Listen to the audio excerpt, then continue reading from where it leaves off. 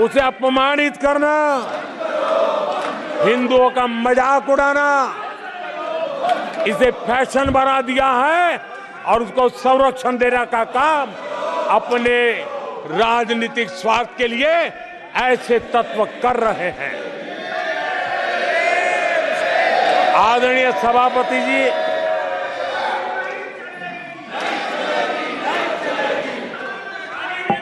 माननीय सदस्य प्लीज। आदरणीय सभापति जी,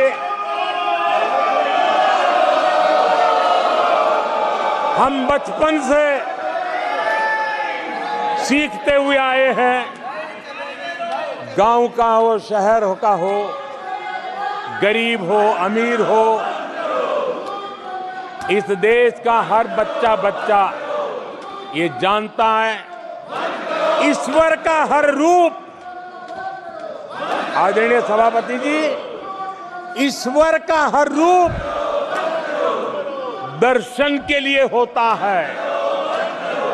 ईश्वर का कोई भी रूप निजी स्वार्थ के लिए, प्रदर्शन के लिए नहीं होता है। जिसके दर्शन होते हैं उसके प्रदर्शन नहीं होते हैं। आदरणीय सभापति जी, हमारे देवी देवताओं का अपमान 140 करोड़ देशवासियों के दिलों को गहरी चोट पहुंचा रहा है।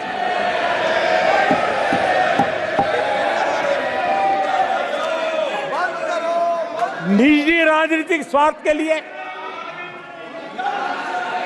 ईश्वर के रूपों का इस प्रकार से खेल, आदरणीय सभापति जी, ये देश कैसे माफ कर सकता है? आदरणीय सभापति जी, सदन के कल के दृश्यों को देख करके अब हिंदू समाज को भी सोचना होगा, क्या ये अपमानजनक बयान संयोग है या कोई प्रयोग की तैयारी है? ये हिंदू समाज को सोचना पड़ेगा। आदरणीय सभापति जी, हमारी सेनाएं देश का अभिमान है। सारे देश को उनके साहस और हमारी सेना की वीरता पर गर्व है और आज सारा देश देख रहा है हमारी सेनाएं, हमारा डिफेंस सेक्टर आजादी के बाद इतने सालों में जितना नहीं हुआ, इतने रिफॉर्म हो रहे हैं। हमारी सेना को आधुनिक बनाया जा रहा है। हर चुनौती को हमारी सेना मुंह तोड़ जवाब दे सके, इसलिए युद्ध के सामर्थ्य वाली सेना बनाने के लिए हम भरपूर प्रयास कर रहे हैं, रिफॉर्म कर रहे हैं, कदम उठा रहे हैं देश की सुरक्षा का मकसद लेकर के। बीते कुछ सालों में बहुत सारी चीजें बदली है। सीडीएस का पद बनने के बाद इंटीग्रेशन और सशक्त हुआ है। आदरणीय सभापति जी, हमारी सशस्त्र सेनाओं के बीच उनके सहयोग से जो लंबे समय से युद्ध शास्त्र के निष्णातों का मत था कि भारत में थिएटर कमांड जरूरी है, आज मैं संतोष के साथ कह सकता हूं कि सीडीएस व्यवस्था बनने के बाद देश में सुरक्षा के लिए जरूरी थिएटर कमांड की दिशा में प्रगति हो रही है। आदरणीय सभापति जी, आत्म आत्मनिर्भर भारत, उसमें हमारी सेना को आत्मनिर्भर बनाना, उसकी भी बहुत बड़ी महत्वपूर्ण भूमिका निभाई जा रही है। हमारी देश की सेना युवा होनी चाहिए। सेना दुश्मनों के दांत खट्टे करने के लिए होती है। हमें हमारे युवाओं पर भरोसा होना चाहिए। सेना में युवाओं की ताकत बढ़ानी चाहिए और इसलिए हम लगातार युद्ध योग्य सेना बनाने के लिए रिफॉर्म कर रहे हैं। समय पर रिफॉर्म न करने के कारण हमारी सेना का बहुत नुकसान हुआ है, लेकिन ये सार्वजनिक बातें कहने योग्य नहीं होने के कारण मैं मेरे मुंह को ताला लगा करके बैठा हूं। आदरणीय सभापति जी, देश की सुरक्षा एक गंभीर मसला होता है। आदरणीय सभापति जी, ऐसे रिफॉर्म्स का उद्देश्य किसी भी परिस्थिति में, अब युद्ध के रूप बदल रहे हैं, संसाधन बदल रहे हैं, शस्त्र बदल रहे हैं, टेक्निक बदल रही है। ऐसे में हमें हमारी सेनाओं को उसी चुनौतियों के अनुरूप तैयार करना, ये बहुत बड़ी जिम्मेवारी होती है, जिसको निभाने के लिए गालियां खा करके भी, झूठे आरोप सह करके भी, मुंह पर ताला लगा करके हम काम कर रहे हैं। ऐसे समय देश की सेना को आधुनिक बनाना, सशक्त बनाने के ऐसे समय कांग्रेस क्या कर रही है? ये झूठ फैला रहे हैं। डिफेंस रिफॉर्म के प्रयासों को कमजोर करने का षड्यंत्र कर रहे हैं। आदरणीय सभापति जी, दरअसल कांग्रेस के लोग कभी भी भारतीय सेनाओं को ताकतवर होते नहीं देख सकते। आदरणीय सभापति जी, कौन नहीं जानता कि नेहरू जी के समय देश की सेनाएं कितनी कमजोर होती थी। हमारी सेनाओं में कांग्रेस ने जो लाखों करोड़ों के घोटाले किए, वही तरीका था जिस तरीके ने देश की सेना को कमजोर किया है। ये देश की सेनाओं को कमजोर किया। जल हो, थल हो, नभ हो, सेना की हर आवश्यकता में इन्होंने, देश आजाद हुआ तब से भ्रष्टाचार की परंपरा बनाई। जीप घोटाला हो, पनडुब्बी घोटाला हो, बोफोर्स घोटाला हो, इन सारे घोटालों ने देश की सेना की ताकत को बढ़ने से रोका है।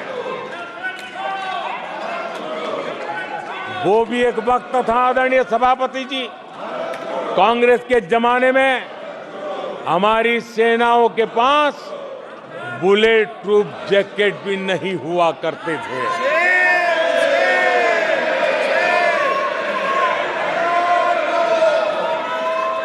सत्ता में रहते हुए देश की सेना को तो बर्बाद किया ही किया, उसको कमजोर किया ही किया, लेकिन ये कारनामे विपक्ष में जाने के बाद भी चलते रहे। विपक्ष में जाने के बाद भी सेना को कमजोर करने के लगातार प्रयास होते रहे। जब ये कांग्रेस सरकार में थे तो फाइटर जेट नहीं लिए, और जब हमने कोशिश की तो कांग्रेस हर तरह की साजिश पर उतर आई। फाइटर जेट एयरफोर्स तक न पहुंच पाए, इसके लिए साजिशें की गई। और आदरणीय सभापति जी, ये बालक बुद्धि देखिए कि राफेल के छोटे छोटे खिलौने बना करके उड़ाने में मजा लेते थे, देश की सेना का मजाक उड़ाते थे। अध्यक्ष जी, कांग्रेस ऐसे हर कदम का, हर रिफॉर्म का विरोध करती है जो भारत की सेना को मजबूती दे, भारत की सेना को मजबूत बनाए। माननीय सदस्यों, सभा की कार्रवाई माननीय प्रधानमंत्री जी के भाषण तक के लिए बढ़ाई जाती है और सभा की सारी कार्रवाई पूरे होने तक बढ़ाई जाती है। आदरणीय सभापति जी, समय देने के लिए और समय का विस्तार करने के लिए मैं आपका हृदय से आभार व्यक्त करता हूं। आदरणीय सभापति जी, अब कांग्रेस के लोगों को ये पता चल गया है कि हमारे नौजवानों की ऊर्जा, हमारे सैनिकों का आत्मबल ही हमारे सशस्त्र बलों की सबसे बड़ी शक्ति है। और अब इस पर हमला करके और एक नया तरीका सेना में भर्ती को लेकर सरासर झूठ फैलाया जा रहा है, ताकि लोग, मेरे देश के नौजवान मेरे देश की रक्षा करने के लिए सेना में न जाए, उनको रोकने के लिए षड्यंत्र हो रहा है। आदरणीय सभापति जी, मैं इस सदन के माध्यम से जानना चाहता हूं, आखिर किसके लिए कांग्रेस हमारी सेनाओं को कमजोर करना चाहती है? किसके फायदे के लिए कांग्रेस वाले सेना के संबंध में इतना झूठ फैला रहे हैं? आदरणीय सभापति जी, वन रैंक वन पेंशन को लेकर के देश के शहीद जवानों को उनकी आंखों में धूल झोंकने का प्रयास किया गया। आदरणीय सभापति जी, हमारे देश में श्रीमती इंदिरा गांधी जी ने वन रैंक वन पेंशन की व्यवस्था को खत्म किया था।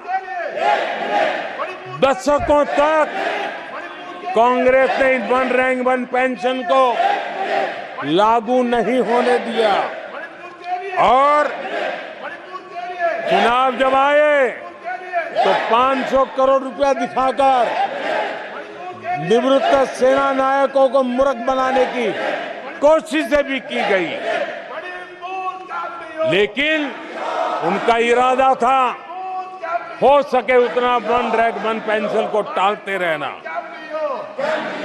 एनडीए सरकार ने वन रैंक वन पेंशन लागू की, और आदरणीय सभापति जी, भारत के पास संसाधन कितने ही सीमित क्यों न हो, लेकिन उसके बावजूद भी, कोरोना की कठिन लड़ाई के बावजूद भी 1,20,000 करोड़ रुपए हमारे पूर्व सैनिकों को वन रैंक वन पेंशन के रूप में दिए गए। सदस्य प्लीज